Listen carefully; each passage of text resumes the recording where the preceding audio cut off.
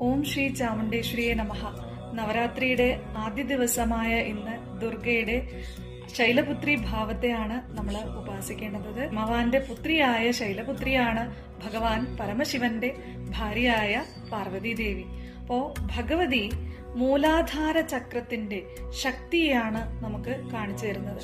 ഒരാളുടെ ആത്മീയ ജീവിതത്തില് ഈ മൂലാധാര ചക്രം ആക്ടിവേറ്റ് ആയാൽ മാത്രമേ, ആ ശക്തിയുമായി കണക്ട് ആവാൻ പറ്റിയാൽ മാത്രമേ അവർക്ക് അവരുടെ ലക്ഷ്യത്തെ പ്രാപിക്കാൻ സാധിക്കുകയുള്ളൂ. അപ്പോൾ ഭഗവതി കഴിഞ്ഞ മുജ്ജന്മത്തില് സതീദേവിയായി ജന്മമെടുക്കുകയും ദേഹത്യാഗം ചെയ്യുകയും വീണ്ടും പുനർജനിക്കുകയാണ് ശൈലപുത്രിയായിട്ട്. പുനർജനിച്ച ഭഗവതിയുടെ ആ കുണ്ടലിനി ശക്തിയിലൂടെയാണ് ഭഗവതി തന്റെ പൂർവ്വജന്മവുമായി കണക്ട് ചെയ്യുന്നതും ഈ ജന്മത്തിന്റെ ലക്ഷ്യം മനസ്സിലാക്കി ശിവഭഗവാനുമായി വീണ്ടും ഒന്നിക്കുന്നത്. അപ്പം നമ്മളും നമ്മളുടെ ആധ്യാത്മികമായ സാധന